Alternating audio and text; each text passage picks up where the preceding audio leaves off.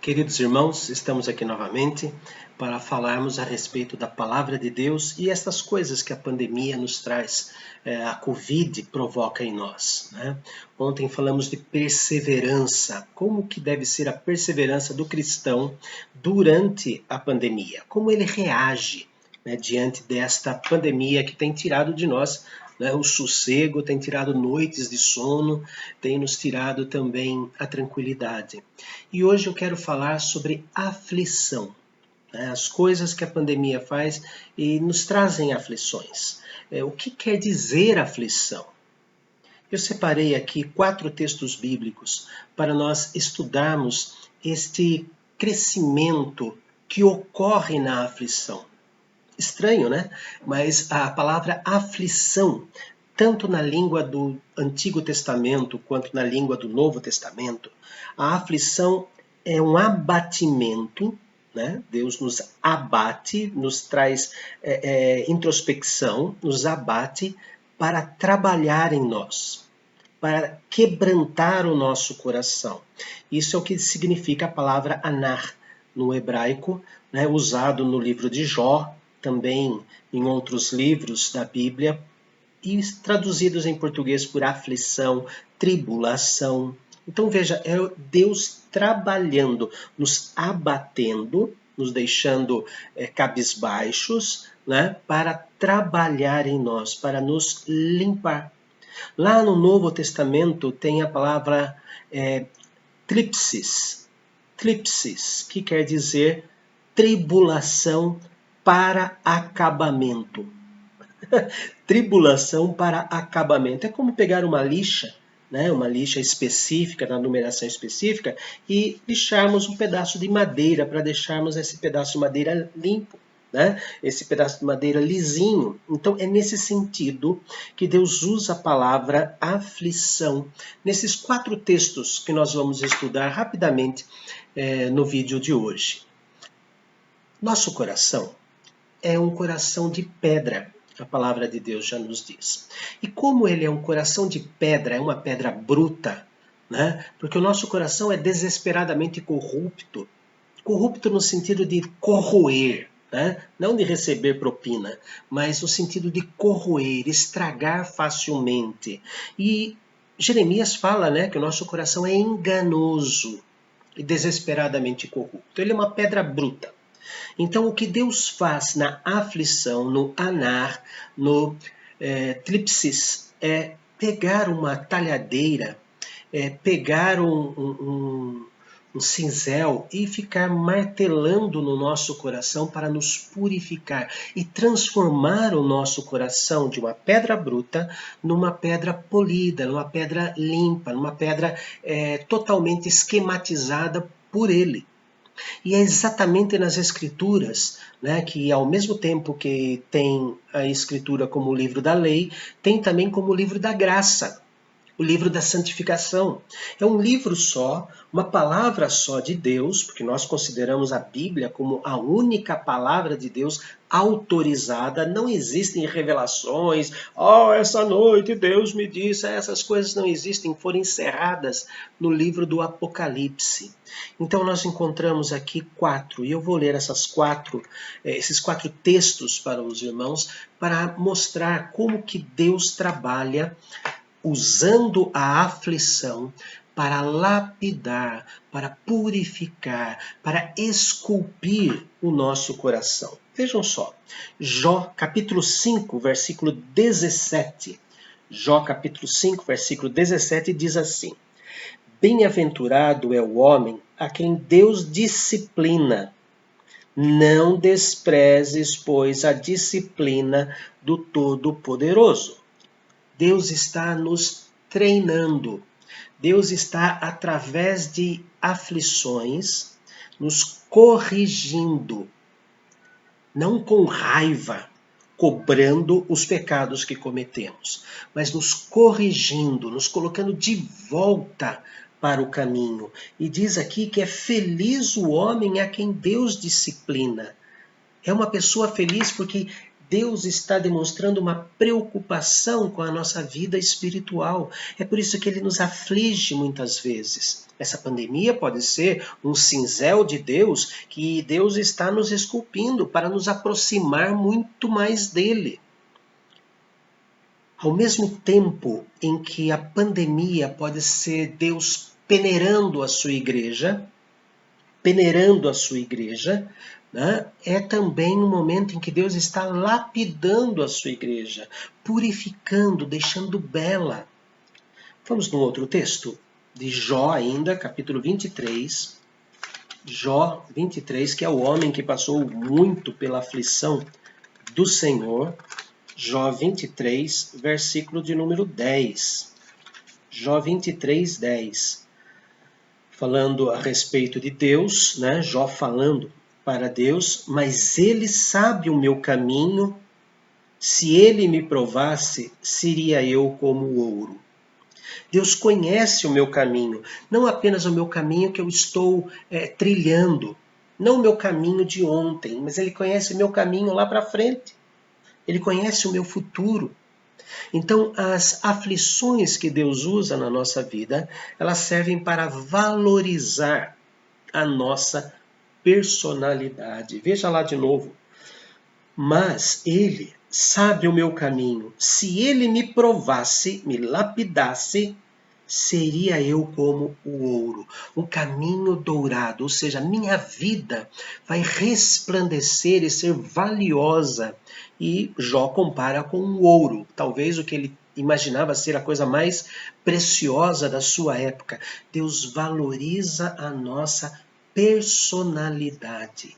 A nossa personalidade não deve ser de palha.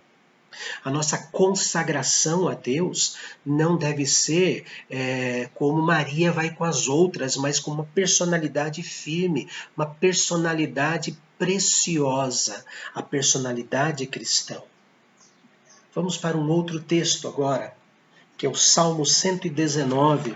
Muitas pessoas brincam com o Salmo 119, né? É muito comprido, é verdade, né? Vou fazer uma pequena devocional no Salmo 119, mas o Salmo 119 é riquíssimo. É riquíssimo. Fala do relacionamento da palavra de Deus com o nosso coração, com a nossa vida e como deve ser. Leia o Salmo 119. Leia, pega lá um pedacinho, 8 versículos por dia.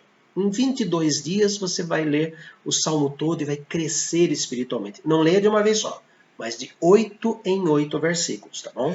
Vamos lá. Aliás, tem um vídeo aqui, lá no comecinho do ano passado, tem um vídeo sobre o Salmo, 2 vídeos, né, sobre o Salmo 119. Digita aí Salmo 119, Reverendo Wagner, vocês vão aprender coisas preciosas, relembrar coisas preciosas. Salmo 119, versículo 67. Antes de ser afligido, andava errado, mas agora guardo a tua palavra.